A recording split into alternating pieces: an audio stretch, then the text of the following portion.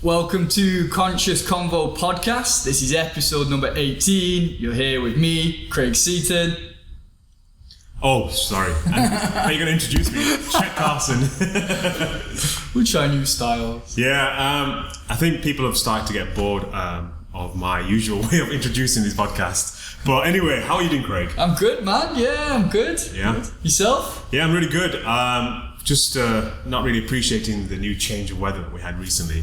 Yeah. Where the temperatures have gone down 15 degrees. You're ruining your climbing time.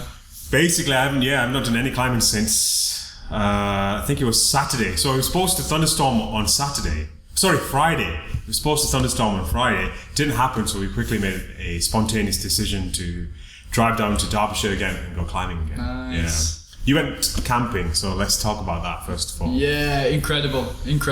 We went for around 3 days. So 2 nights out in the tent, and it was wild camping as well.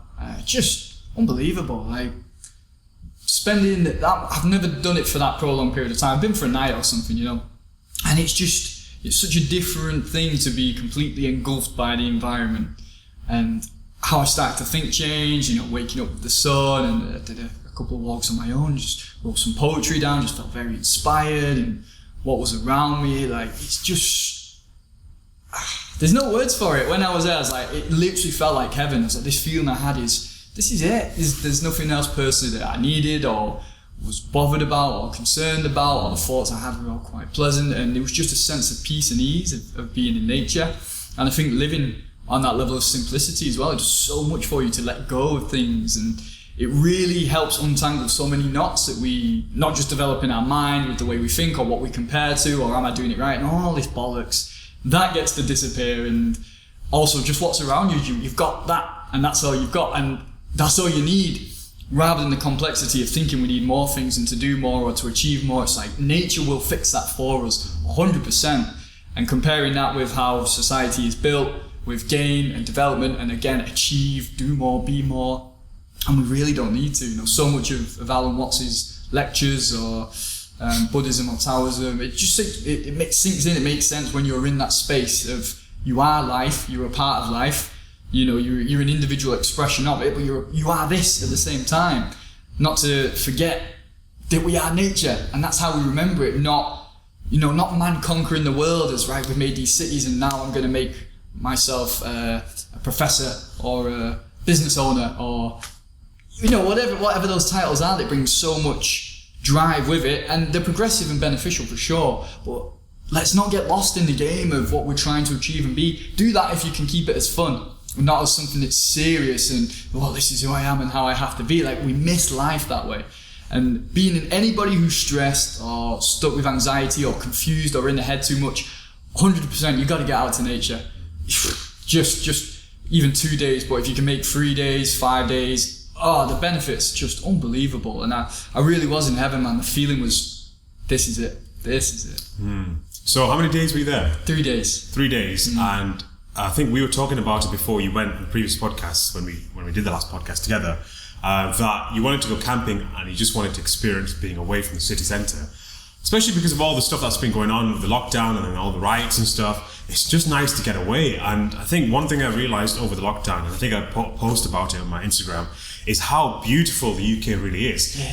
It's almost, they compare, I think, Britain and New Zealand, and we're very similar to New Zealand in terms of landscapes, in terms of the mass of the fauna and the sort of grasslands that we have. But I think the only thing that's different from us compared to New Zealand is the climate. They have a more tropical climate because they're based in the South Pacific, whereas we have we're influenced by other weather differences. So we get the stream that's coming through, the Gulf Stream, then we've got the northern breeze, and then we've got the desert heat that comes through as well. So we're affected so vastly by other surroundings. And yeah, it's just incredible how when you have a really beautiful day, you can really appreciate the beauty of being outside the city. But yeah, it's just one thing I've really taken away from these last couple of months, how beautiful. I don't think I've really appreciated how beautiful the UK is. I know when people say, so when someone, a foreigner or someone who's traveling comes over and says, I'm here to visit the UK, you ask them, why the hell are you here in the UK? You could go anywhere in the world, you're here in the UK. And it's probably because we just don't really appreciate it, or we don't see it. I think because we're so surrounded in those concrete jungles, and like you said, we're so caught up in the chase of life, making money, just making a living and creating a family, etc., that we lose out on the beauty of life and the sort of the natural beauty of life. And I remember when I was climbing, the amount of times I've looked down and I was like, it's astounding that this thing exists. It's absolutely amazing how this thing actually exists, where I'm looking at everything and yeah, it's incredible. Mate, that's it. It's realising it. This is life. Like, fucking look at this around us. These mad, beautiful trees. Like, looking at a tree and like, why do I feel so much joy and love looking at this fucking tree? Like, and I think that's in all of us if we allow ourselves to unwind. And you're looking at the separation that we have through nature as we go more into the man-made world. And this is, I think, a very easy distinction from illusion and the Maya is in the man-made social structure of who you think you are, who your personality is, and all this becoming real. It really puts those observations in perspective, like, when I'm in the city, I think I'm this person, but really I need nothing. I can just be with these trees and the river and the grass, and I'm complete, and I have no problems with anybody, and I'm happy to be here. But when I'm in the city, there's comparison, there's judgment, there's I want this and I want that, and that's not right, and it should be this way, and like that. It's so dependent, so much dependency on the environment, and it's going out to soften and let go of that, to bring what we know from outside, in the outside world, in the wild and nature, and to try and bring that into where we live in the city centre, and maybe establishing the balance of living outside the city and moving in and whatnot. It really helped me reflect on what I actually want for my life. But yeah, just being in awe of what's around us, man, the trees, the grass, and why are we so inspired? Or for what you said, like, how is this here? Look at it, it's bizarre. And nature itself will do that. The biggest example for me is stuff like magic mushrooms, these things or ayahuasca plants, these psychedelics that take you on an inward journey and a deeper experience of life and consciousness. They grow on the ground. Like, nature is giving us these things, or nature itself is there. To what? And all I can ever think is to wake us up, is to make us see we're already a part of this incredible life force, this system around us in the planet. And the only distortions occur when man thinks he's got a better idea, when man tries to wrestle and conquer nature. Where does that stem from, though? Where's the desire to overpower nature and to conquer it? Like, where does that seed grow in a human being? Why is that there? Have you ever wondered about that? I think, I haven't actually directly stopped and gone, why does that come from? The only thing I think it can come from is I want to either have more, or we're unhappy with what's around us. Probably started off innocently, like fire, great, let's make something hot. Let's make something to contain it in. A wheel, great. A house, great. And it's all good and pleasurable. Not even pleasurable, it's achieving something, it's getting us a better state of comfort and living. But when you ride that too far, you've forgot what was way back at the start. There's no integration. It's right, keep making the next thing, keep getting the next thing on and on and on, which develops that sense of mind to not settle with what you've got because it's not good enough, because there's something bigger and better. But bigger and better at what? At maybe being effective at the use of the tool, but also effective at corrupting your sense of peace and understanding and balance with the rest of life. We were talking just briefly before about the movies and slow movies that people don't have time for, even though there's more feeling and emotion and atmosphere in them than the flashbang wallop kind of films. Like, that is a summary of life. The things we're attracted to are telling us where our psyche is at and what we see in life. And when we're going so far away to, I just want it efficient and quick, and that hit of dopamine or whatever it is to get from that feel of achievement, that I'll buy something and I feel great for a while because I've bought something, and then it fades, so you have to buy something else. Like, none of that is at peace, at ease. Wow. So maybe that motion to want more or to take ourselves away from nature, it continues to only fuel itself because it can't be complete at any point, especially if you're looking for life on the bigger scale of philosophy or understanding consciousness. Because anything we're making can't take us there. It can't give us that understanding. It can't.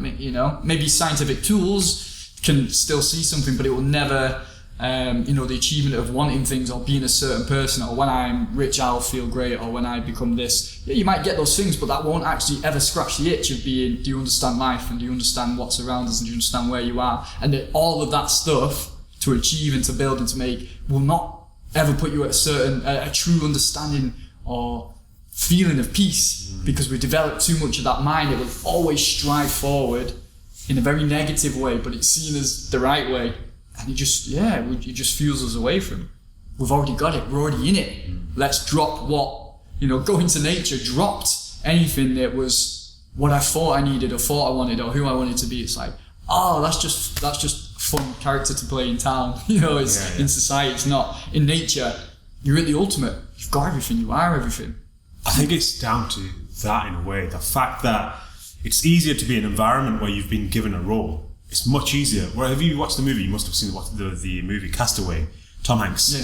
So one thing I took away from Castaway, and one thing I took away when I listened to Alan Watts talking about being stuck in nature and not being able to get out of nature, is the fact that the first thing that disappears, especially when you're a hermit or you're a solo monk, the first thing that disappears is the chattering mind. Mm-hmm. Because when you're chattering to yourself, you are talking in a language that was constructed in an environment where you were with other people, and it was constructed for the benefit of relating messages. When you're not in that environment, when you're solo and you're not around people that are almost backing that language, telling you that you have to be, it's like being multilingual and not be talking. So I haven't talked Gujarati for a long period of time for more than like maybe 5 or 10 minutes a day. Because obviously when I talk to my parents, when I sometimes talk to my friends and it's just broken Gujarati, that's the only time I slot it in. I kind of cross the Gujarati with the English. But generally speaking, unless I'm in India where I'm having to use that language, and subsequently later on that language becoming my conscience, because right now we think in English because that's our main mother language, but having to switch between one language and then dropping that language and picking up another language, it's almost as, well, we don't really fully appreciate it because it happens naturally, but in nature you are more aware of it when you're having to drop the language, and now you're no longer talking to yourself continuously. So that's one thing I took away from Tom Hanks' Castaway. A few weeks there, he was talking to himself, and then he created the friend, the ball. Wilson. Yeah, and then after that, when he was almost, just before he was rescued, and then when the rescue was happening, he was struggling to really describe his experience because he lost that almost, you're separating the primitive self from the deeper self, the conscious self. You've separated the two, and you've somehow brought them again together because of him being rescued. So in that environment, he's had to drop that self, and then as soon as he's been rescued, he's had to somehow learn to merge those things together. And for him, the fact that he had to merge them together was too much of a burden on him compared to when he was actually out there. Obviously, originally when he was cast away on that land, it was hard for him to separate the self. But then as soon as he merged them together, it became extremely difficult to now integrate the self again. Mm-hmm. So I think it's a part of, it's a fear instinct that we've had since the caveman days, where it was all about survival. Mm-hmm. And back then, survival, it was a big thing because most of the creatures were a lot bigger than us. So for us to go from that environment where we're always in nature, we're always appreciating both sides. So you see birth and death, you see beauty and, the dark side of nature as well. So when you're having to see those two extremes, you can appreciate both things. And I guess that's why we're in the world that we're living in today, where we're looking for the archetype as opposed to the whole character of a person, because we're always trying to aspire to be that one perfect being, and we're not accepting a person's flaws to consider that person a full being. And I think going back to the seed that's planted in us, it stems from a fear of trying to accept both aspects of us. The aspect that is free and unbound, and the aspect that has allowed us to become tame and grounded in the environment of the superficial environment that we created. And I kind of went off on a little tangent there, but I don't know if you followed it through, but it's basically the fact that it's stemmed from, now that we don't have to survive as much. It originally was an insecurity about the survival. We want to survive and we want to prosper, but we can't do that if our life expectancy is only 25 years or less than that, because we're going to get killed or mauled by a mammoth or some other creature because we're trying to hunt again for survival. So once we've dropped that lifestyle and we've moved away and we've lived in surroundings now that we are no longer having to wake up and ask ourselves, am I going to die today? We've kind of attached to that now.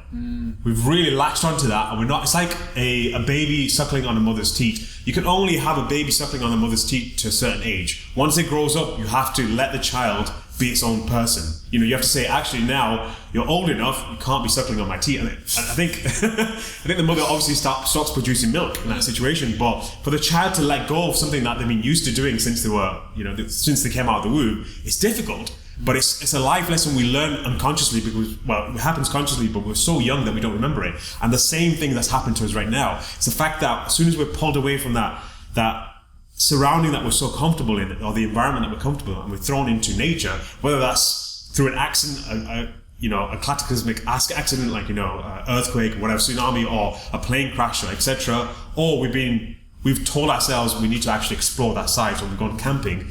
It's a merger of the sort of the primitive self with the intellectual self, and you've brought them together. So yeah, I wish I had a notepad, man. I got so many good points there. Perfect being. Let's hold on to that one. Yeah, I'll come back to that. It's a good topic.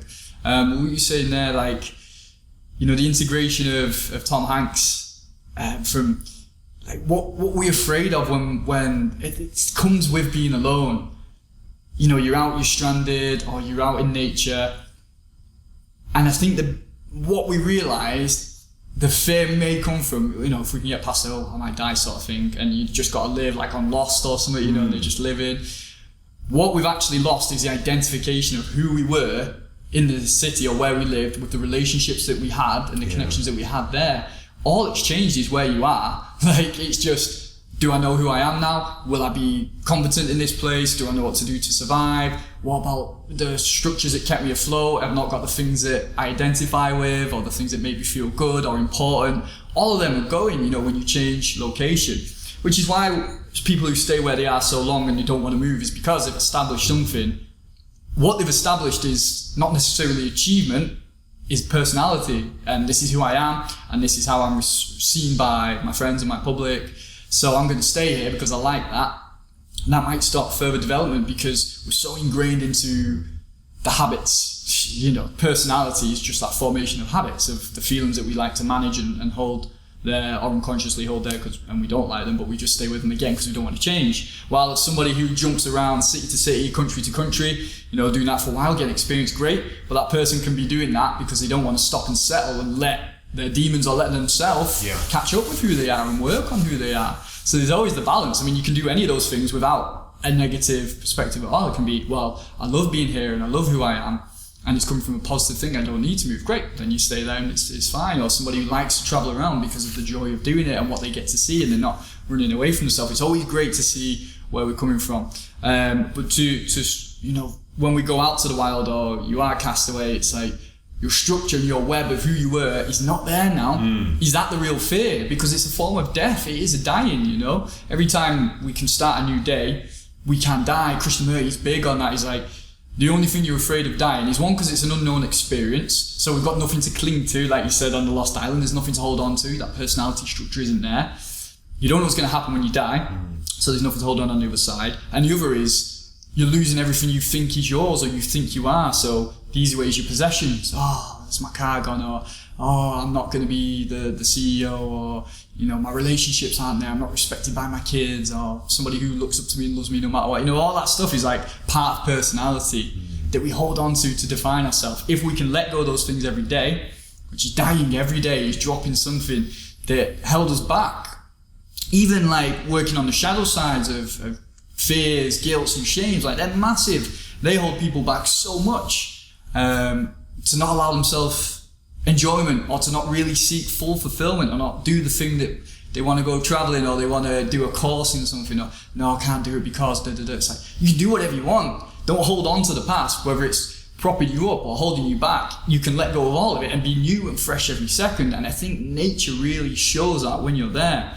It may have been a young quote that you said that going into the wild on your own is either for wild beasts, or that's if you can't, for people who don't want to put up with society or go off into the wild, it's either for wild beasts or gods. And think about what that is saying. Is what mindset can you have when you're into the wild and you don't have those structures? Are you a wild beast and an anarchist and no, I'll do it on my own? Or is it coming from a godly nature of, I just want to be alive in a real place where you're not contending with dense aspects of ego from yourself and from reflections of others around us, like, they're gone in nature or in solitude. And I think solitude is something we should all partake in.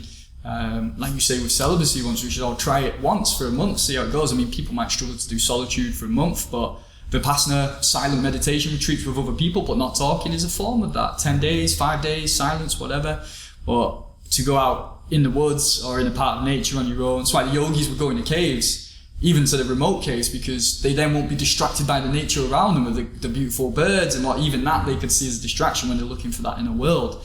But yeah, to be in solitude and in solace is something incredible. I think it's Nietzsche who said that not everybody should do it, because we might have mentioned it before as well, is that the mind isn't developed enough to be able to go in to those elements. Like dark retreats, would you be able to do 7 days in the dark so you don't know what time it is day and night? Like I'd love to give that a try, and it's on my list to do. But you can see that those things, or retreats, or even being silent, people are fasting, another form of de-cleansing. Like, they can be very difficult for the mind to work with through the discipline and through the remembrance of why you're doing it.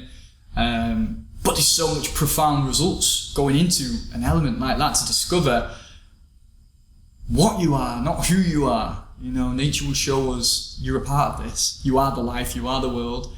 You're not an individual on your own. Like, you're an individual expression, yeah, but there's no need to ever be afraid when you're that, and you can let go of the attachments and the links which creep up every now and again. It's like, okay, it's time to go out again. It's time to remember and let go of this stuff. Yeah. But I think that comes again from the fear of the unknown. And I feel like, I think the best thing I can describe it to being like is when, I think a friend of mine messaged me the other day after I did my long ass climb off this wall, and she said, you don't seem like you're afraid. And I said, well, the fear is always there. The fear is always there. It's deep in you. It's ingrained in you. But it's how you react to that fear and how you choose to manifest that fear. So for most people, the natural inclination is to let that fear completely engulf you, which is the normal thing to do. But then once you've done that, what can you do after that? Once the feeling has completely engulfed you, what can you do? And what we've done, I would say, as mankind or as human beings over the last God knows how many years since we moved away from the sort of the forest environment into the urban environment, is that we've allowed that fear to engulf us immediately, because it's a natural inclination that if you have fear, it's either from a previous experience that you've had and you didn't know how to deal with that situation. So if, I don't know, a tiger jumped out of the grass at you, it's your response to that. Or you can I think it's you respond to that for what it is, or you allow that fear to completely engulf you, and you now make sure there are no tigers that jump out. I don't know if you understand what I mean, but it's basically the fact that you've gone from an environment that's unpredictable, but at the same time, it's kind of fair. If you look at nature for what it truly is, as opposed to just dipping your toes in and out of nature, you'll see that nature is fully fair.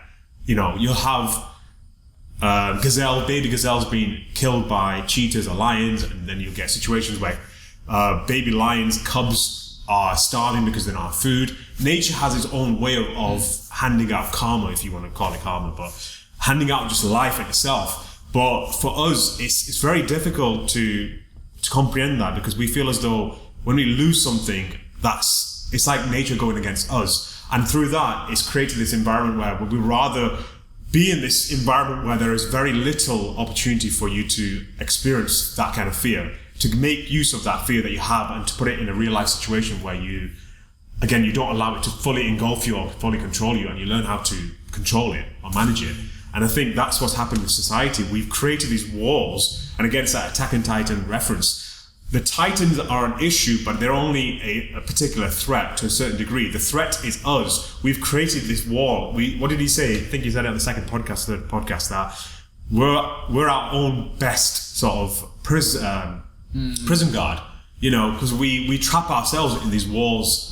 Yes, we have physical walls around us, but it's the walls that we create on the inside in our minds that determine how we're going to see the world. And that's basically what's happened throughout time. We've just allowed ourselves to create physical walls, first of all, and now you've dropped those physical walls, you've created these mental blocks and they haven't gone. It's like chaining up an elephant. I think we were talking about it in the previous podcast with Leo and Ksenia. It's like chaining up an elephant. Eventually, once you start doing it with the elephant being a youngling, and you chain it up, eventually you don't need to use a chain because the elephant thinks that it's always in chains. So it's that concept. We haven't let go of those mental chains in our heads. And through that, we've created society. Yes, we've expanded society and we've done amazing things. But at the same time, we've so distanced ourselves from nature because we're not willing to experience the hardships of nature, which is also a part of life. So I think that's where those seeds have originally started from. And they've manifested and they've evolved to what they are right now, where, you know, just talking to a couple of my friends who've never been outside the city, they haven't realized that beyond Manchester, we've got amazing countrysides. So yeah, it's a scary thought, but it's something that is, again, it's only done. We've only just tied ourselves down because of the comforts of the sort of the names that we've given ourselves in the environment that we've created for ourselves. So yeah, it's really deeply fascinating. I remember Sadhguru talking about. I think someone asked Sadhguru about goals and how, you know, why do you always say that we shouldn't really aspire for goals and trying to achieve, you know, strive for goals? He said it's not the fact that you shouldn't strive for goals, it's the fact the issue comes is when you're perverted by the goal. You know, it's your attachment towards the goal as opposed to being in love with the process of going through the process and being in love with the process itself.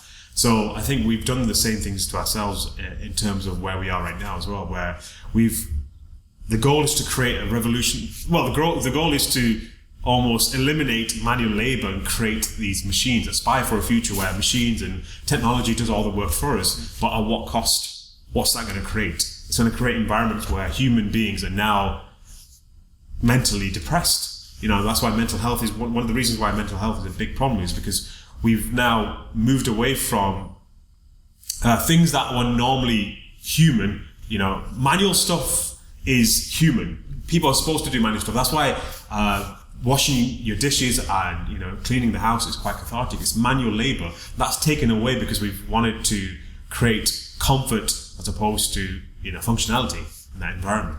But yeah, it's gone all over the place. But yeah, it's a very interesting question because I don't think you can fully pinpoint it on one thing. I just think going from where we were thousands of years ago to where we are right now, it has to have gone through many different curves and sort of, you know, meanders to get to where we are right now. But yeah, it's very fascinating. Yeah, I think with the technology side of things, it will make life efficient and easy, but it's harmonizing that with nature as well. It's using reusable fuels and technology that's much easily powered and doesn't require the petrol, and also the mindset of us using the technology. You know, we all know the social media epidemic and people feel lonelier now than ever, and as you said, the mental health issues. But that's because we're looking at the wrong places for that fulfillment. Like the likes, I was saying to you, I had 2,000 people watching that meditation video, and which blew my mind. Like, you know, and that's on the scale of, I've never experienced that many people watching a meditation I did, so that was great. But it's not like that won't have its hooks in me. Like I felt the elation of, oh wow, you know, it's responded well and people left such nice comments and so great. But this is a form of technology bridging and taking us together. Now I could take that and go, right, I need to get more content out, more videos, and capitalize on this opportunity. And you know, that's when it goes off. It's like, well, I'm losing what I would lose them. What would be the point of doing it? Which is to share meditation out and make it accessible. And you know, what we're using these tools for, have the tools then corrupted what our original goal was? You know, where are we with it and how we do it? And you know, looking at movies and sci-fi and video games, and you know, if they've got a futuristic race, they've conquered technology and their issues around it. It's like, right, yeah, I've got this thing that will fly this pad over and I can levitate over there and I can manipulate this with the Minority Report technology, like, because it's not a thing for them. Do you know what I mean? It's not like, oh yeah, I've got to get this new thing and it's going to do this and that for me. It's like, use it for its purpose, you know, use it for what it is and don't be overcome with that technology. That's how we become a more advanced civilization and race and, you know, seed other planets will be because we're using this thing, those things aren't using us, we're using them, and we don't make a big deal about it, you know? Like, we still love, 17 people have put a little red love out on this, like, you know, but what is it fulfilling and what's it getting for you? Because if we fall into the trap of that's what our likes and loves are, we lose it from the real life and you know or what nature gives us, or the fulfillment that we get from just being alive, because we're trying to source it then from someone else because we've not experienced it from being alive. And what you said about the possessions and the thoughts and where we've got to and how that entraps us all, and talking about death. And this is, it come to me then, it was like, you know, why is it that meditators are so good in silence, or they do silent retreats, or the yogis go off into the woods or into the caves, or, you know, other traditions and civilizations do bits of solitude. And why is that? It's like meditation is that preparation for death and for letting go of everything. Because within that time you sit down and meditate, even in your own home, you're letting go of who you think you are, what you have to achieve, what you want to get done, what society says you should do, how to please your parents, how to make competition in business. Like, it's just external. Use it and play with it if it helps you get somewhere, but if it takes you away from what life is, like, no, it's no good. The only thing is we can't experience that until we've had a deep, meaningful, possibly spiritual or mystical experience, or an elevation of feeling or beauty or all being in nature or something that goes, you know, that was just so simple, it's made me feel like that. Because that's what we are underneath all those other obstacles of the creations of the mind and how we get entangled up. Like, meditation will let you let go of that, and it will give you what nature gives you. It's just quiet the mind down. It happens almost automatically in nature over a period of time, as you said. Practice on a meditation practice, you know, daily, to get into that space of, this is what I am really, and the words and the thoughts and the language we're using or whatever, and just a circumstance of where I am, as is my personality, as is the things I like and do and want to become. Like, use it, it's fun. Use a healthy ego in that sense, but also know the ego is just an aspect. It's constructed because of where we are. I was watching A New World, Terrence Malick movie. Love Terrence Malick, very philosophical movie, is beautifully shot.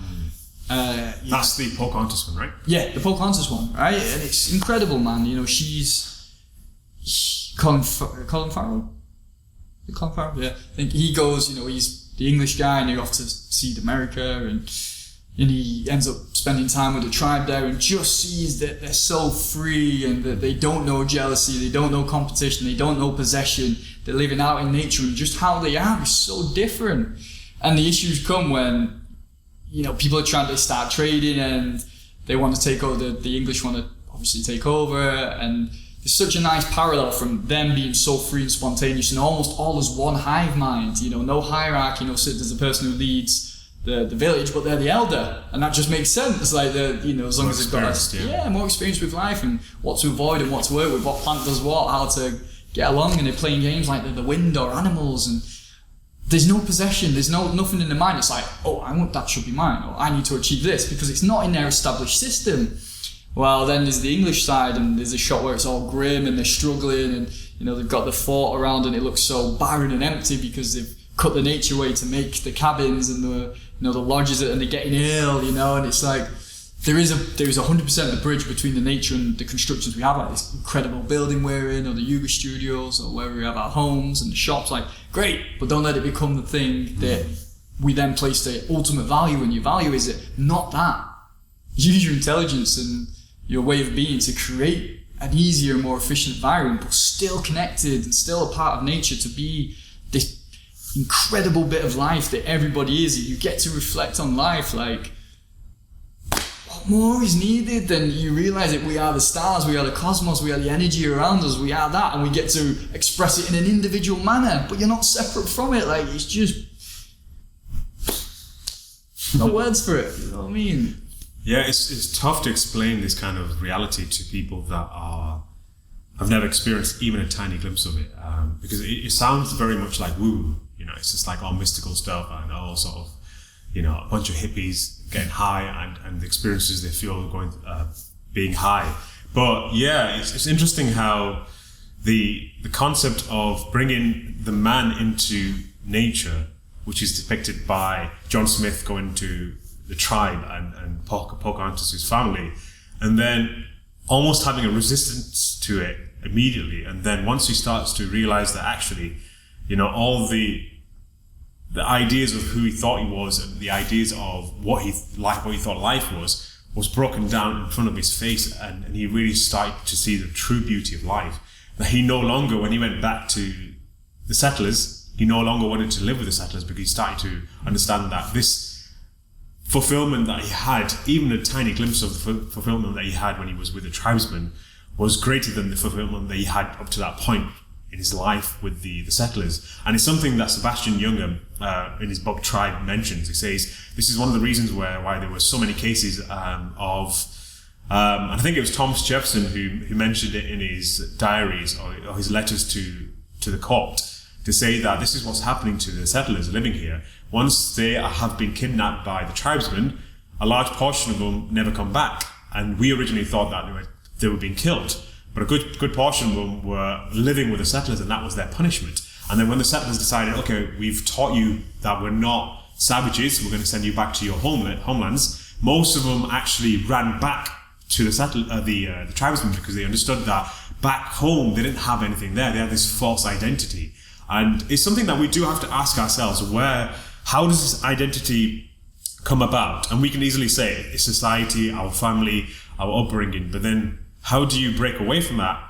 And how do you get the initial steps to break away from it? Because if we present this at the global level, so you presented your breathwork on YouTube and you had 2,000 hits. Now, out of those 2,000 people, you would say about 90-95%, maybe a bit more, benefited from that. But there'll be a very small number of people. It's usually the people that dislike the video. And I noticed that no one disliked the video yet, but it's normally the people that dislike the video that have an immediate resistance to that.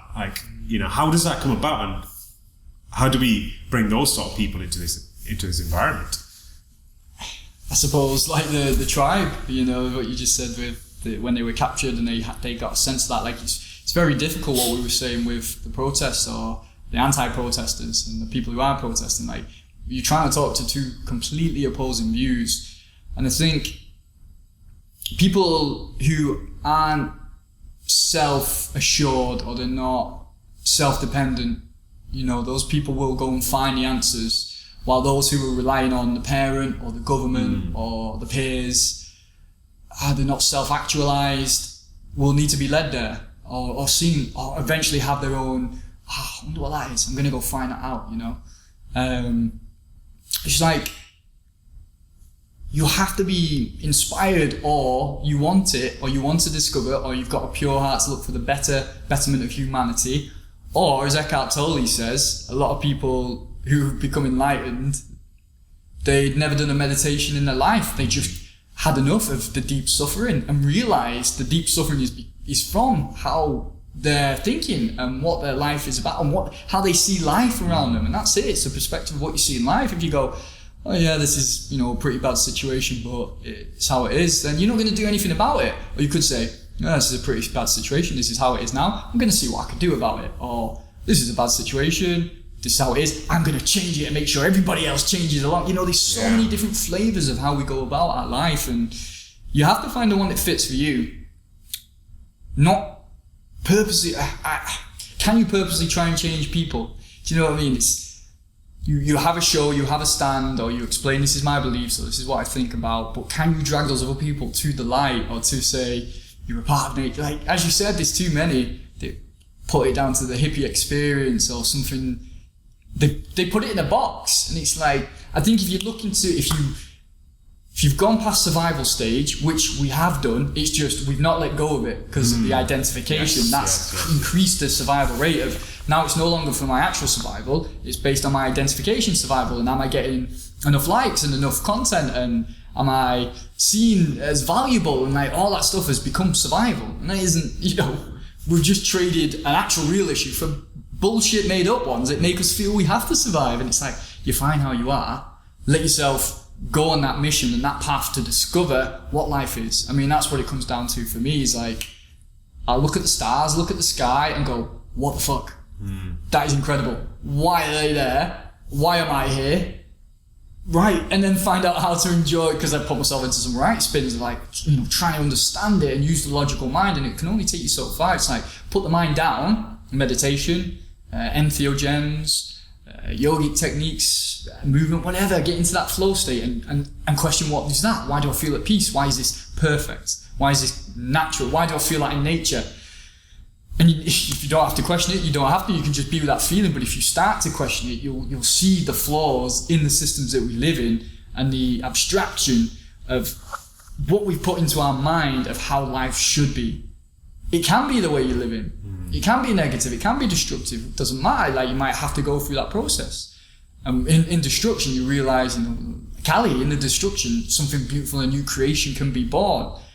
But when you have awareness and you're starting to direct it somewhere, you'll be a hell of a lot of a cleaner process, and you'll be willing to go into it, to go into solace, to go on your own, to find out that you're this bit of the universe, experience it from itself, and you're not the image, you're not the mind, you're not the traps of the thoughts or the competitions. Like, once we've been able to let go of that and feel it, you can just be at peace with how life is and construct in a positive way, not from ego, but from let's make life better. Yeah, definitely. I completely agree with that. And I think when you were just saying that, I just thought of something I watched yesterday. So there was a lad in America, I think his YouTube channel is called Prague U or something, and he goes around doing these mini studies and stuff, conducts them. And one of the studies he was conducting was cultural appropriation.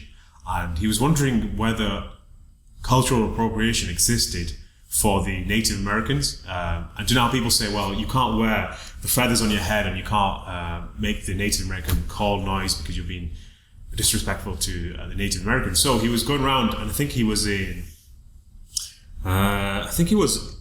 Arizona. I'm not 100% sure.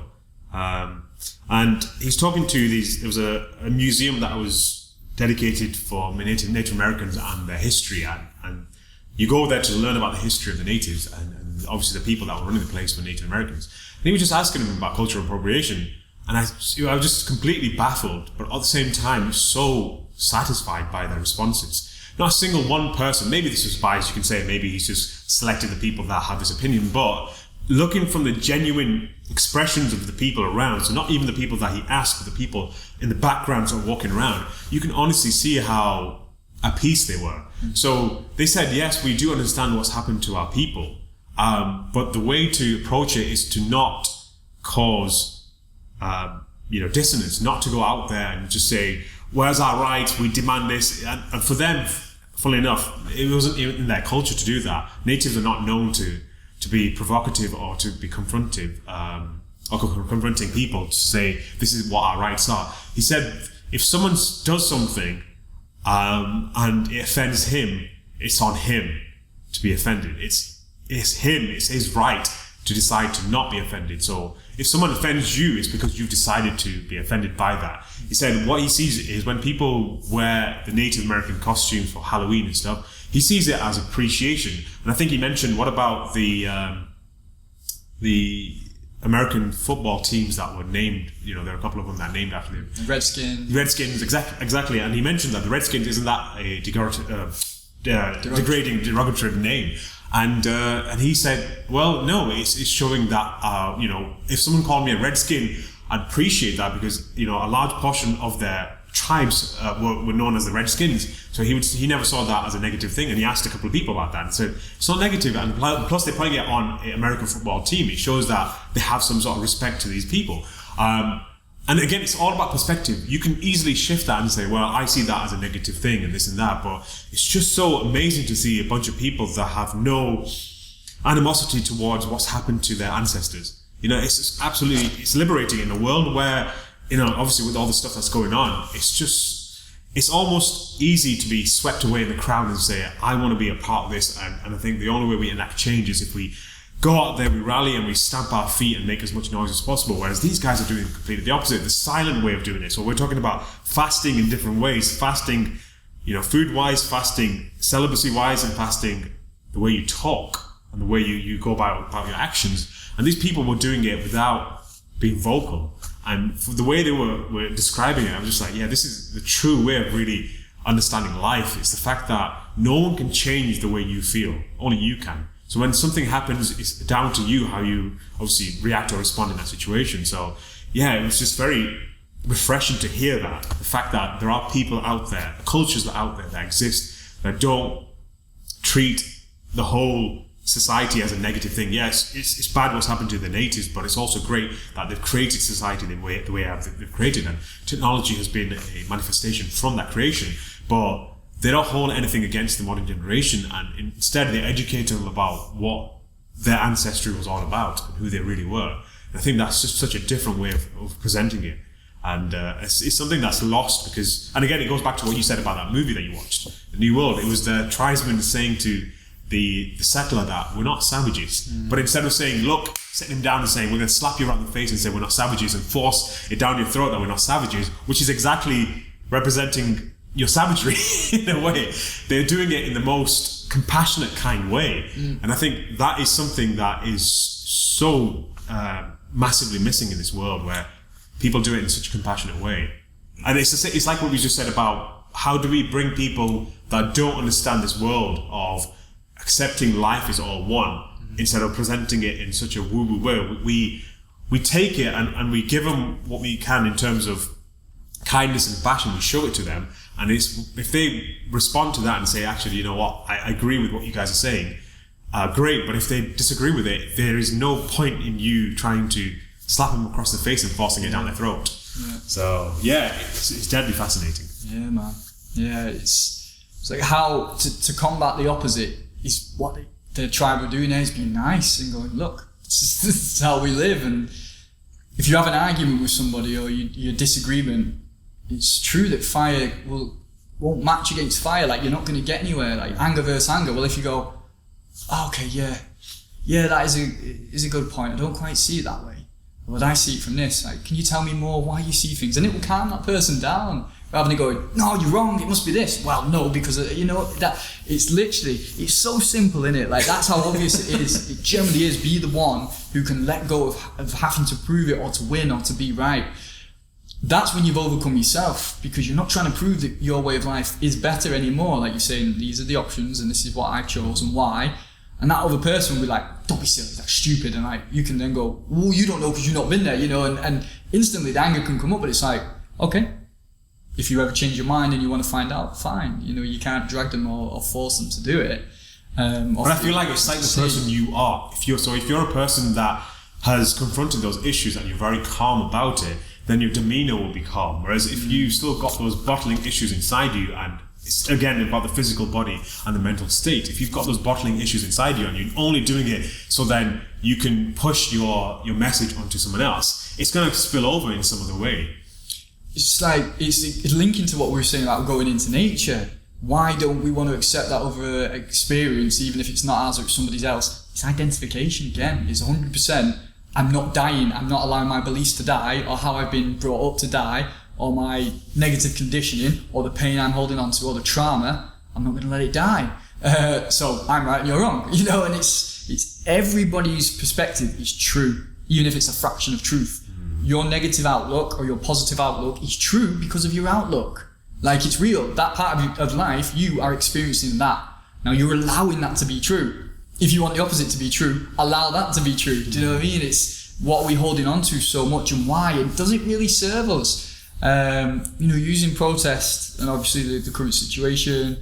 I don't know, I've not heard anything on the news about the Black Lives Matter at the minute. What, we're on like 3 weeks on or a month on? Yeah, I think about 3 or 4 weeks on. Has that movement died or down, or are people still doing something towards it? I don't know. But the act of protest is to say, listen, we're here and we're here to be heard.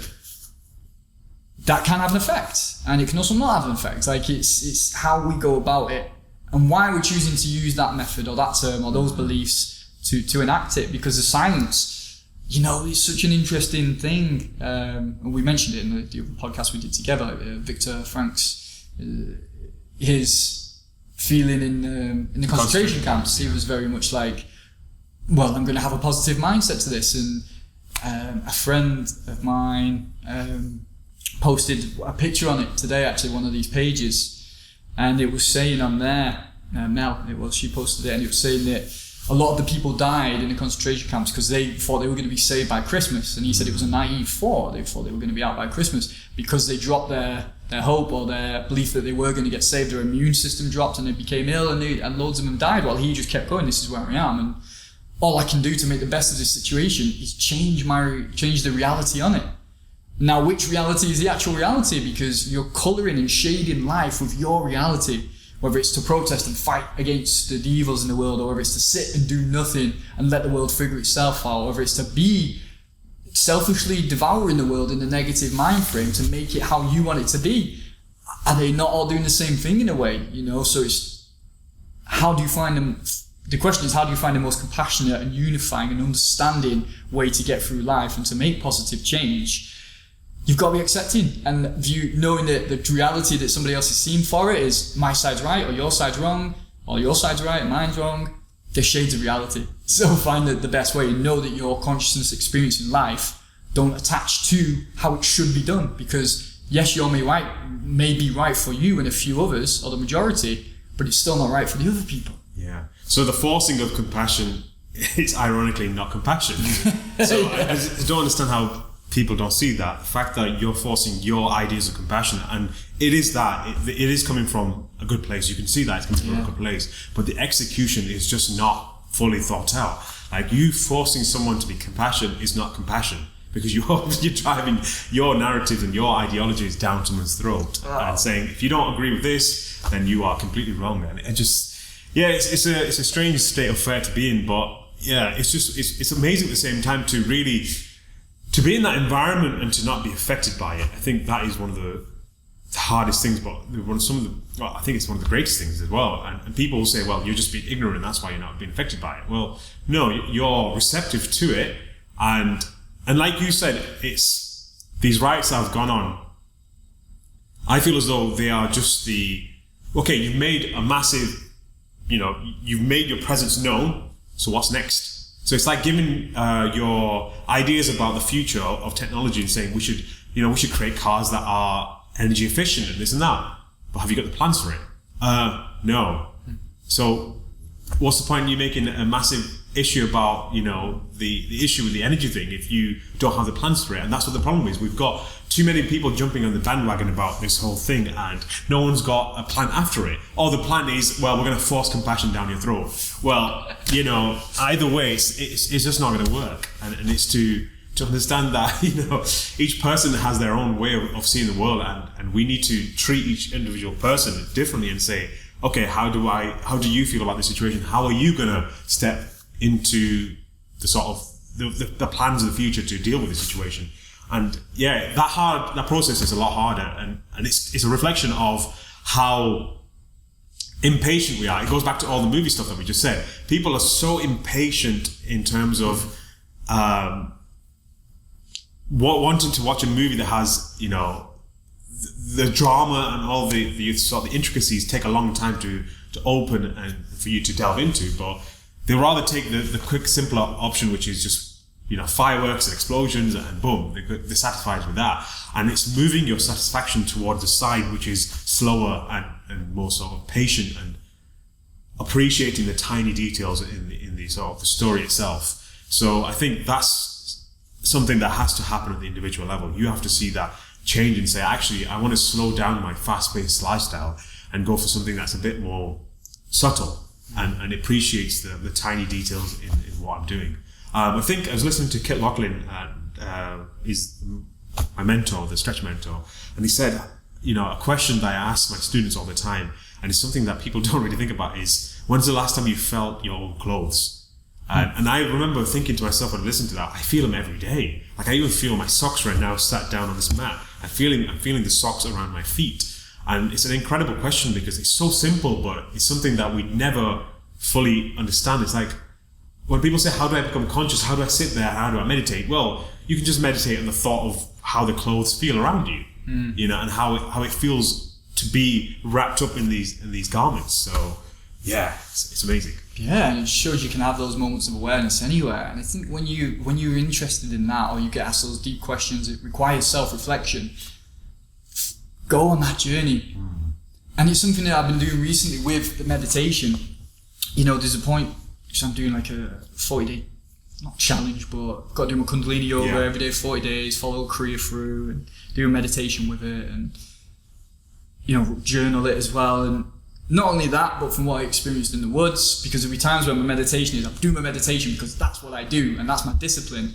And I'll be in there trying to meditation, and it'll be almost automatic. Like, I'm not focused on the meditation, I'm doing it, but I'm not like there. Do you know what I mean? It's like how anything becomes monotonous. The drive to work, you can switch your brain off and drive a vehicle that can kill you and many others, cause traffic jams, whatever, and you can get to work without thinking about it. And a meditation can do that if we're not aware. I remember developing the technique. One of my clients said to me, he was getting into meditation, he's like, I've got, he couldn't count the numbers because the basic one was just count your breath, 1, 2, 3, do that, get to 10 and come back down. And he couldn't do it, and then over a few weeks practice he got there. And then in 2 months later he was like, I found out now that I'm counting while I'm thinking.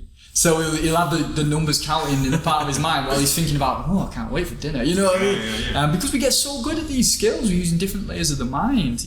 It's incredible. So it's like to see what we're doing, like you said, feel the clothes, be where you are, just that's your meditation. Bring in awareness in that moment and let it absorb who we are and the environment that we're at. And as you said about the environment, it's so hard if we're looking for social justice or something that we're not swept up by what's going on. Great. Go into nature then. Let's get swept up in that and have that experience. It will trigger these questions or these feelings on a deeper level to follow, to understand more. Like it was said, Percy something, the guy's name, and there's a quote that he says, all man would be on the search if they had developed the life to do so.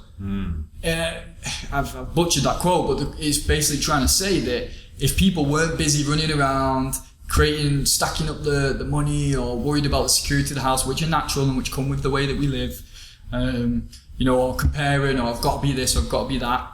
If you didn't have those worries, you would be on the search. Every man would be on the search, every man, every woman, because that's behind everything. Like, sorry, I've lost my track as well. Tie back into the meditation, being in the woods. It's like, I was just bored of my own thoughts, even the pleasurable ones or the joyful ones, or I can't wait to do that, and not just beat myself up over things in the past, or all of them were just pointless because they just again and again and again, even if it's a new fantasy or a new thing to enjoy, again it's something new to enjoy. It's not real. Like the thoughts are just showing me where my psyche's at and what things are popping in and out, and then it was like not even an effort to put them down. It was like my thoughts were even bored of being themselves. Like, let's just chill now. Being in nature and the meditation, and then the continued meditation. Now it's like I'm hungry to just stop thinking, because that's the state that's being developed by being in the environment or by looking for the answers. Because the answers for an understanding of where I am in the universe, an answer is that you're not going to get there by thought. The questions will lead you to going into that silence or going into what you are, or to search for those experiences that go, that's what life is. It's not about thinking my way out of it, Yeah, it's really interesting. That journey itself is such a natural response to attach to yourself to the process of the journey itself as well.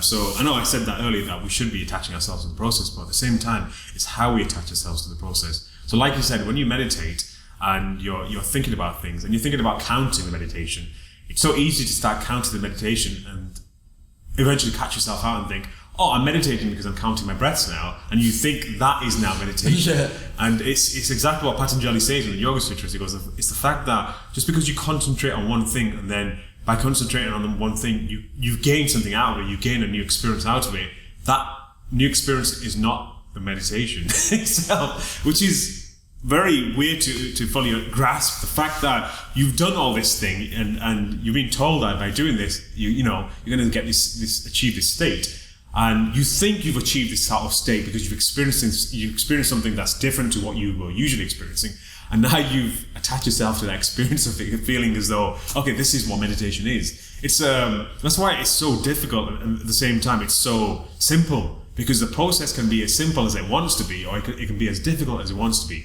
as how you want it to be as well, and what you want to take away from it. So now it's just, I think for me, is to experience these little things that happen, but then to just be like, no, you know, it's something to continue doing, but it's nothing to be fully sort of clinging onto. You don't want to be clinging onto those little wins that you get on the side. It's great to appreciate and say, oh, this is a great win I've got. It's like any goal you achieve. If you're going towards those goals, it's great to tick them off and say, I'm on the right process. But then you can get so caught up with that and think, you know, this is amazing. I'm doing everything the right way. But then it takes one little instance for the whole concept or the whole thing to collapse on itself.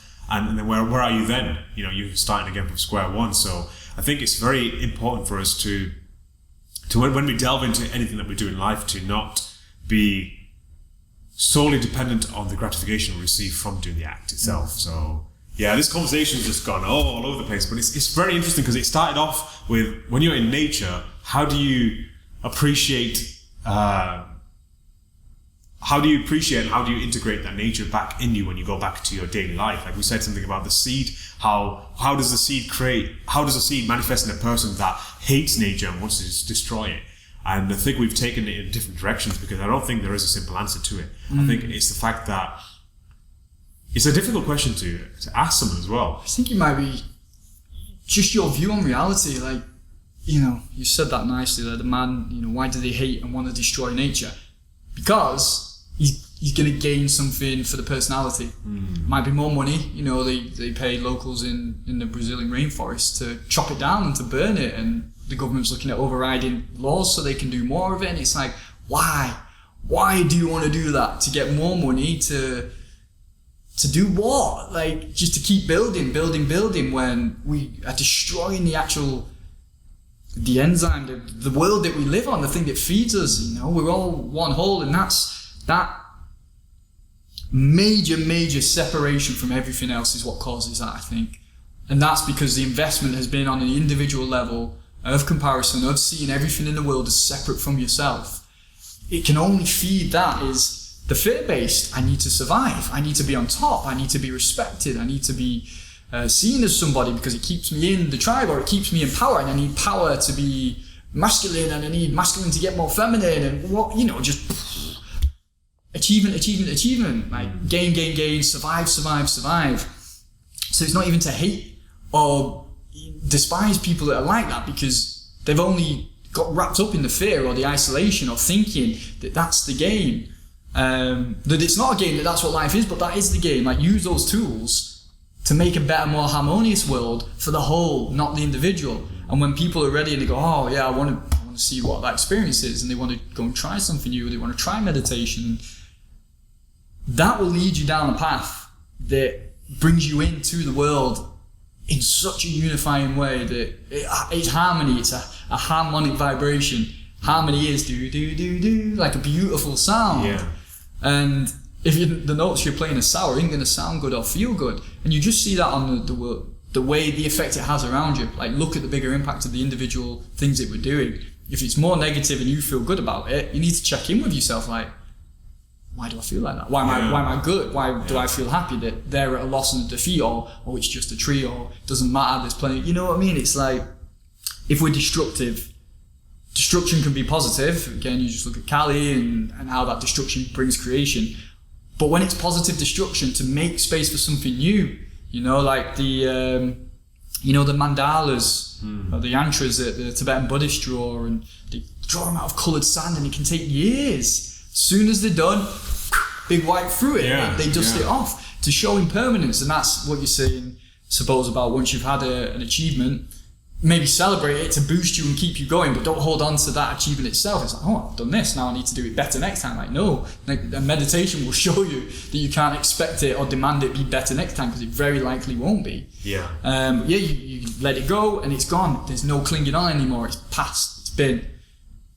Going to the next thing and going to it positively and going into the next moment of life without the expectation of it trying to be something else. Just, what makes this moment whole? Where do I need to be within myself to be connected to everything around me?